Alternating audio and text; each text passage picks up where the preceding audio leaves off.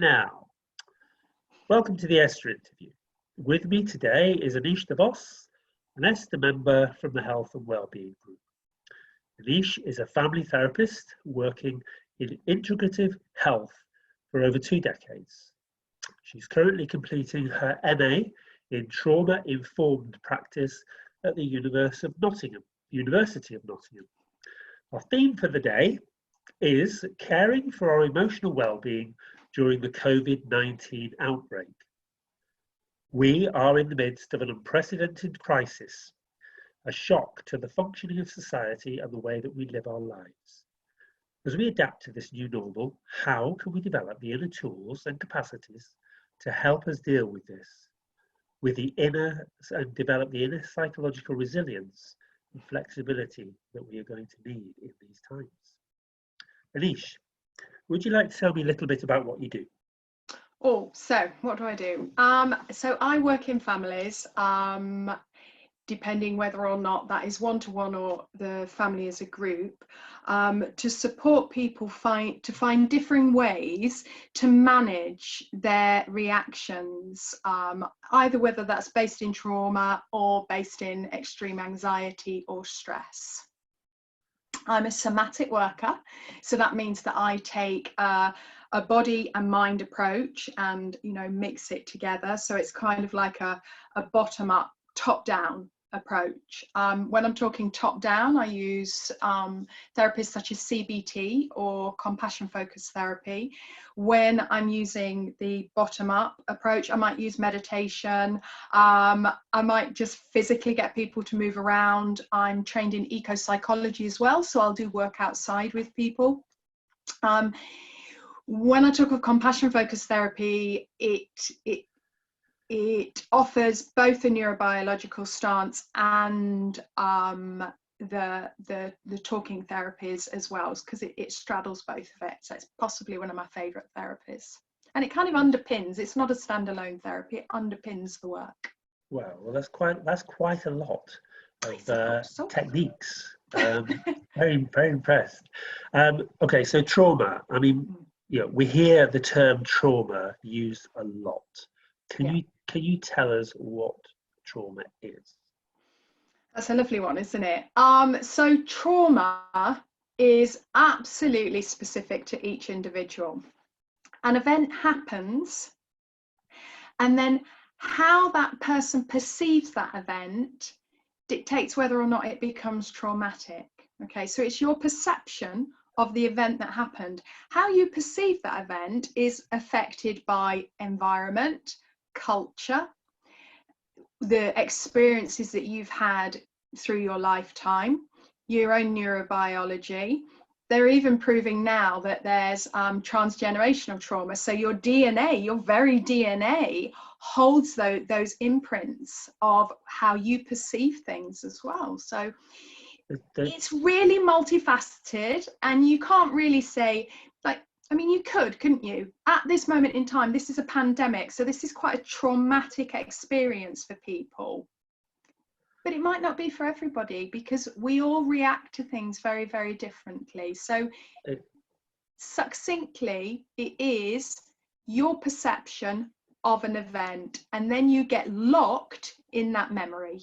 You get locked in that memory, you get re-triggered and re-triggered and re-triggered. So there's no time associated with trauma. Something could have happened, an event happened 20 years ago, and then bang, something triggers it, and you are 20 years ago. You are disconnected from yourself. There's this constriction that happens. You come away from yourself because it is too big to process. Okay, so that's interesting. So it sounds to me like it's almost like a digestion process. It's a shock process, a shock to a system, and depending on how good our shock absorbers are, we will either digest it straight away, or we won't be able to. We'll park it somewhere, wrap it around in some kind of protective coating, and with the idea that we'll get back to that later. But in many cases we never do, because we have inbuilt psychological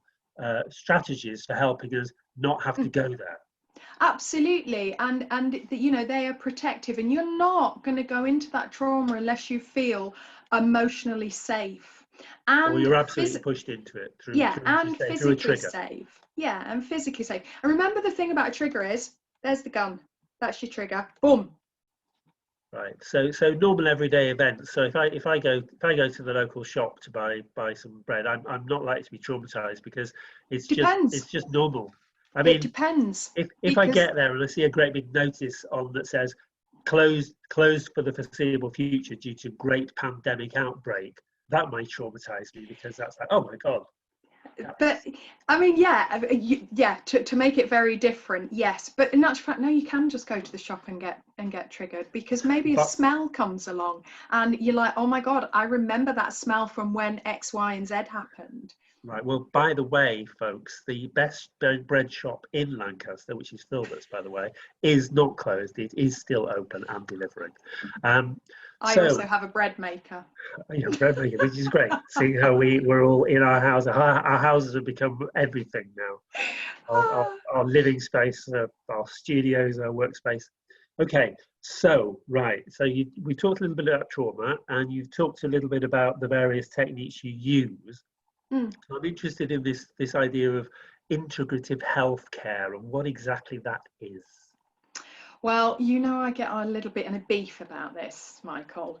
So I don't believe in complementary or alternative and orthodox. I believe that it is integrated together. If I break my leg, I go to the hospital, I have the x-ray, I have a plaster cast, I see the consultant, and yes, I also go to see my osteopath. Yeah, I might even go to see my homeopath. Yeah, and get some arnica and stuff. So if it was a really traumatic event, I might come and see myself, you know, because I needed to work through that process. So just believe that we are one. And that kind of really reflects in where we are now as well, that we actually all got to work together. This separation just creates polar opposites. But if we look to working together, then it just feels different. It's a whole different thing. Well, yeah, I mean, in my experience, if you wanted to, there's a spectrum, isn't there? What you're saying. Yeah. So at one end of the spectrum, you could say you've got a reactive system that when something major happens, we have a major accident, we break our leg or something, Yeah. then the system comes into play and it helps fix that as best it can. And at the other end of the spectrum, you've got a preventative approach where we basically look after ourselves, and we're self-healing all the time, obviously, because we're constantly, our cells are renewing, and we're constantly rebuilding ourselves. So along that spectrum, you're going to have a huge range of different intervention techniques and support. Definitely. And some of those are going to be classified as conventional allopathic. Some of those are going to be classified as alternative medicine, but what you're saying is that integrative takes the whole spectrum into account. Yeah, absolutely. I want to get away from this idea that there's one kind of medicine over here and another kind over here. And presumably you will want them to talk to each other more. Oh, always want them to talk to each other. I'm a chatty person, so I talk a lot. And also it's part of my job. But yeah, I do. And you know what? I think maybe now, Michael, is the time for that conversation to happen, because we are such in an unprecedented place, and we have no normal for this. New normal is built as we're going along. We don't know tomorrow whether we're going to get told, yeah, you can come out of lockdown. We don't even know how that's going to feel. We don't actually know how we will feel as beings to actually say, all right, now it's safe for you to go out, or do it like this. You know, we're just learning this as we're going along. And so our old mammalian brain, you know, that fight, flight, freeze is just triggered a lot at the moment. And so, you know, people are going to be acting out in response to that. So we just don't know what it is. So I just think that it's time for us all to keep talking to each other. I must say, Aneesh, I've been pretty impressed. I mean, we're speaking in the UK, so we know what's going on here. But I mean, apart from a little bit of panic buying where people suddenly thought that they absolutely had to stock up on supply of toilet roll. Pasta. and pasta. But we've been pretty good on the whole. We've been pretty constrained. We haven't gone out in the main. I mean, yeah, there's a few, there's a little bit of breaking the rules, but by and large, we've been very good at listening to what the experts are telling us, what the medical experts are telling us, and we've been going along with it. We've been complying. We've been adjusting our lives, even if it means personal loss in terms of getting out, meeting family, or in terms of our income or running our business. We've been putting up with that for the greater good. Yeah. And even in the beginning, when everybody was like, all right, I think I'll go to the seaside then. And yeah, of course, people were angry that people were doing that. But I just believe in this kind of like that it's Kubler-Ross, the 5 stages of grief, which I know I'm now going to forget them. But one of them is denial. And I think there is that, that sense of, well, this can't really be happening to us. And also, when we go into a stress response, literally parts of our brain closes down because it has to be able to go into that fight or flight or freeze. And I genuinely think that some people just couldn't process it. They couldn't process that they were in a pandemic. There is that level of denial, that level of bargaining and anger and all of that. I genuinely think that they were just like, no, this can't really be happening, because sorry. I understand that. I mean, somebody described it to me. It's a little bit like a zombie apocalypse without the zombies. Yeah. And so it's like it doesn't seem like anything's happening. No, because if we were in a war, as in a military war, then you bet your bottom dollar we'd be inside, because we would have bombs coming. But when something is invisible and silent, that's really difficult for us to process. Plus, we've got this chemical reaction going, oh my God, we're in a pandemic. Oh, that's really scary. People can lose their lives. Oh, what if I get it? And literally your brain function changes. So it took a while to get to that new normal after that first weekend. It did. But yeah, a lot of times now, it's got a lot better, and it really, really has. But I also think there's a cultural thing as well in there of, we're actually doing quite well in the UK. Well, we're kind of British. We queue. It's what we do. We now queue 2 meters apart. We now queue 2 meters apart. Yes, this is true. I mean, we're about 3 weeks in now to I don't like the word lockdown. I call it being down. We're 3 weeks into being grounded, basically. Yes. I don't like the word social distancing, because the last thing we need to do is socially distance. Yeah. Physical distancing. Yes. Yeah. Physically, you can still talk to each other. But it's very interesting when you do talk to somebody when you're going around the supermarket, and they go, but we can still do that because you can't transmit the virus via sound, as far as I know. But it's really easy, because we're about 3 weeks in, and to some degree, yes, the initial shock has settled, and we've got new routines and things on the go. We've discovered that there's still food in the supermarket when we go out once a week. And toilet rolls. Stock up, and lots of toilet rolls now, by the way. But still we get these shocks. So like last night, for example, I mean, I'm checking the news all the time.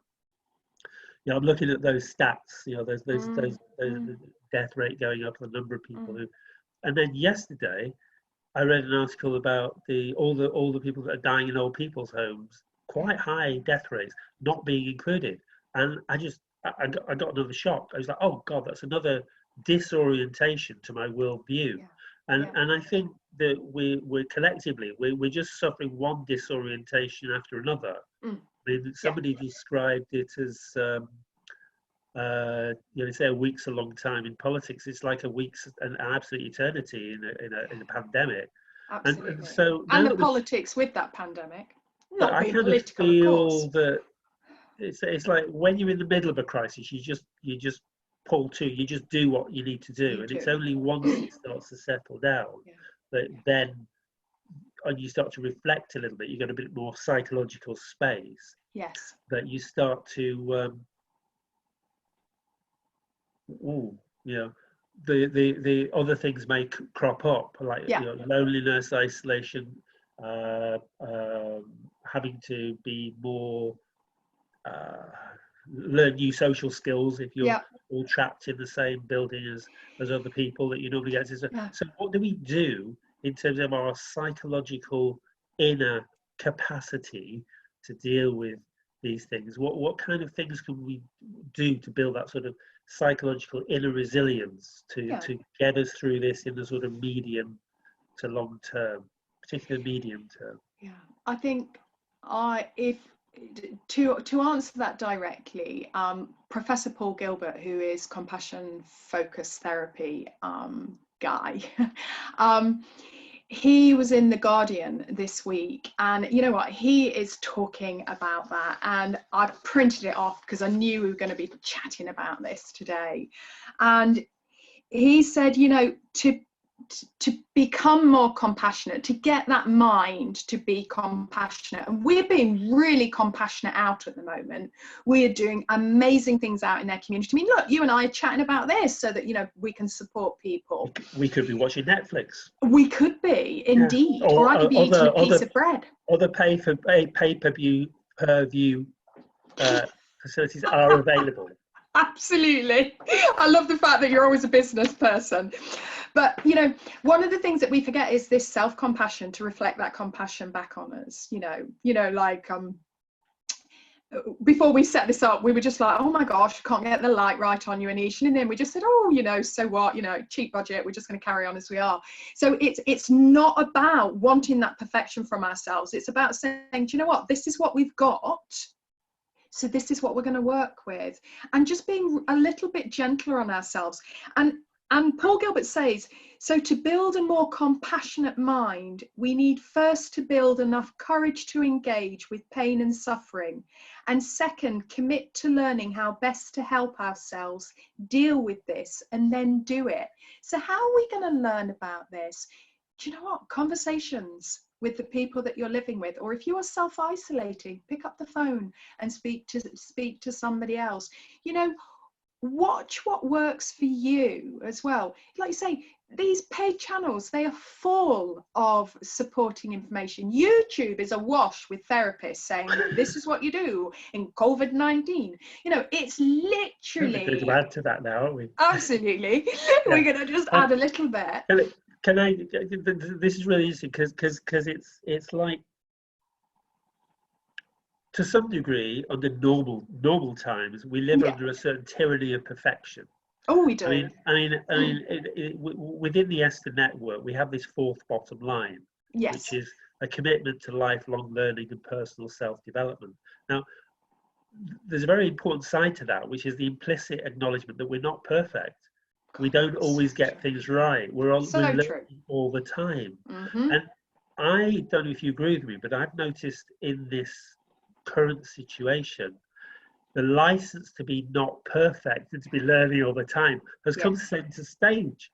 And it's totally quite nice. I mean, it's quite nice to see, instead of a polished set of professionals in a studio on the TV delivering the news or current affairs program, they're all sitting in their living rooms or whatever, and their kids are coming in or whatever. You know, you can see what you see what books. You can't quite make out what books they read, but it's kind of interesting. Don't you start about the books again, Michael? No, I did that. I did that before. This interface between the professional persona and the personal human persona seems to be, at least for now, breaking down a bit. And I find that really liberating. I don't know what you think about that. Do you know what I'm excited about in terms of that? And I am not excited about a pandemic. Believe me, I'm not. Gracious, I'm sad that this happened. But one of the things is, after this, all of these new skills that we are learning, each and every one of us, this is not being pipe fed through the TV. We are making our own new normal. So all of these new skills that we are learning, we're not going to forget about them when we come forward. We are changed now. So when people say, I just want to go back to how it was, you can't. because you have a whole new set of concepts about how it feels to live in a pandemic, because we've not lived in a world pandemic. The last one was up 1918 with the Spanish flu. There are a few people left. I think I saw it on the news, somebody like 102 had recovered. I was like, yay, good for you. But we now have those skills. You cannot put the genie back in the bottle. We will be expecting something different. We will want something different, because now we have a different existential risk. We knew the war risk. We knew the atom bomb risk. This is now a new one. So with those new skills, and this has been incredibly compassionate, because the entire world is being told to stay back. So this takes a different energy. This changes how people are. And this compassion out there, it is palpable. It's palpable. So what we've done is we've accessed our humanity, because this is what we're here for. The reason that we survived as a species, never mind kicking in our prefrontal cortex, was because when somebody broke their leg, they fixed those bones with whatever therapy they used at that time. They carried those people. So we've now gone back to compassion. And compassion is an action, okay? So the feeling is empathy. And then you decide to act on that. You make it a choice.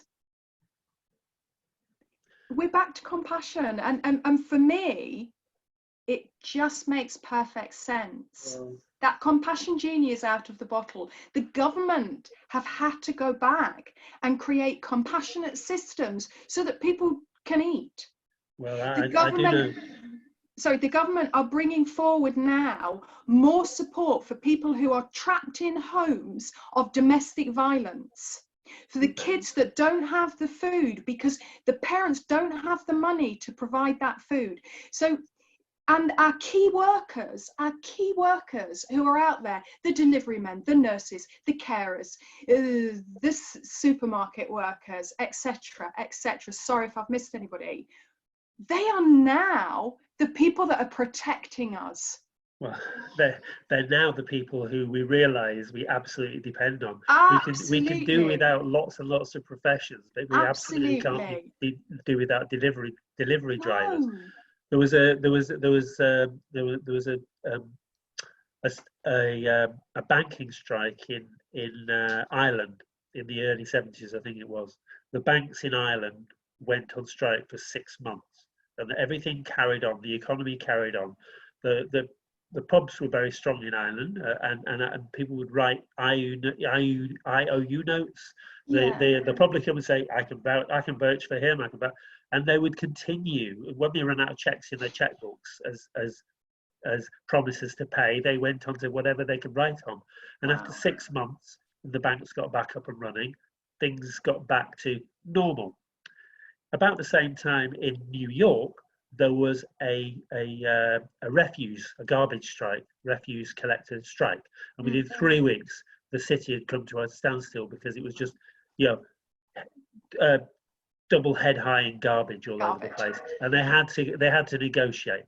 Now, to me, that says a lot about who your key workers really are. Nothing against bankers, by the way. The banking, there's a very valid, necessary for a healthy banking system.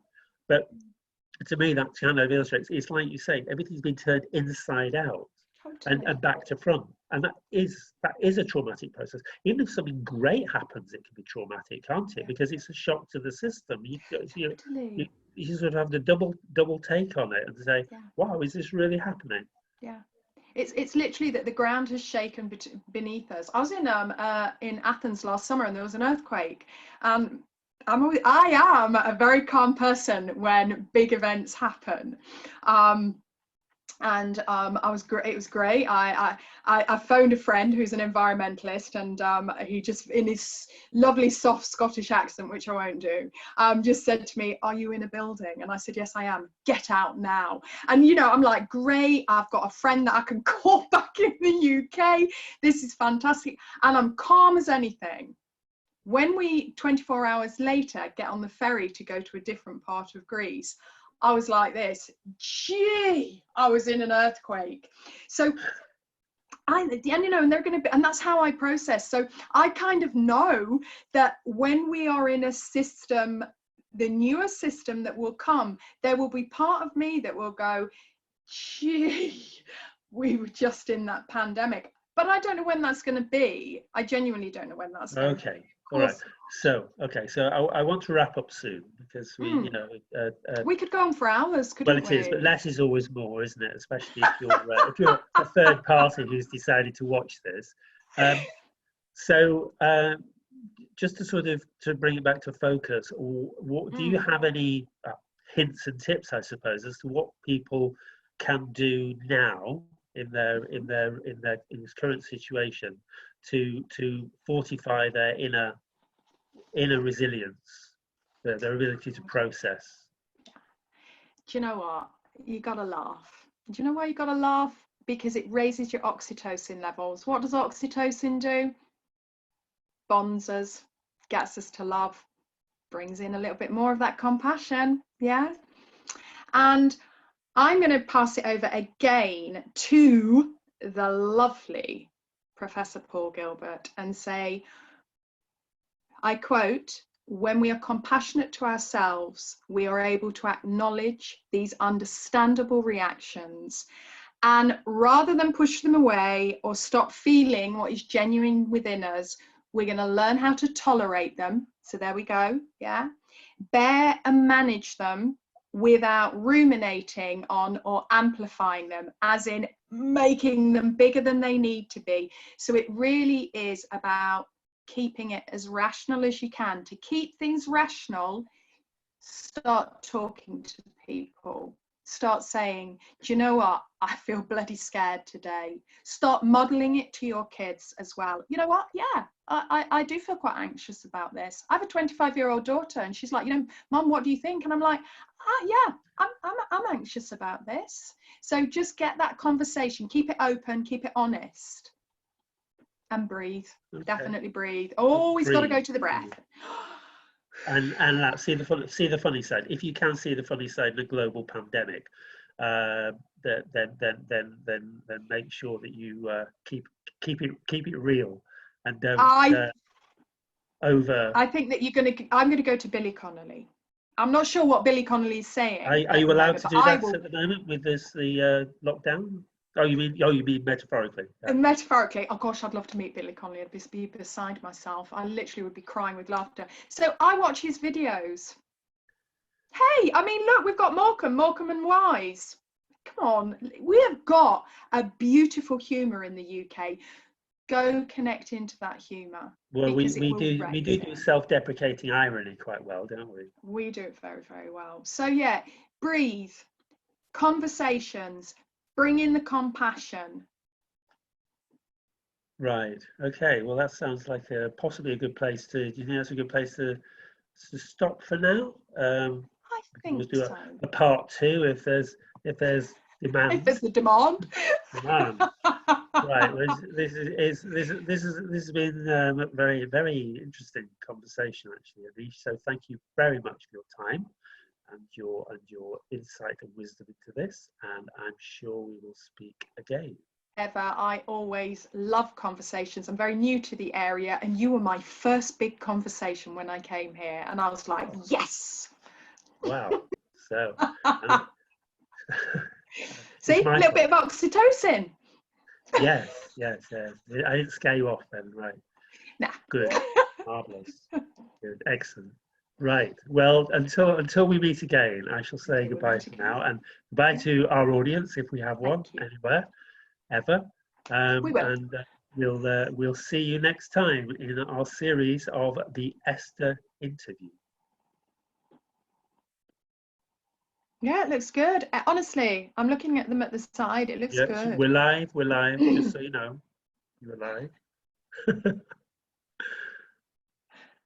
And there we go. That's ESTA, folks. If you're interested in ESTA, just go to www.lancasteresta.org. And if you're watching this anywhere other than the northwest of England. We are based in the north and west of England, but we are highly ambitious in the way we want to outreach with our expertise. Go for it, Michael. And that's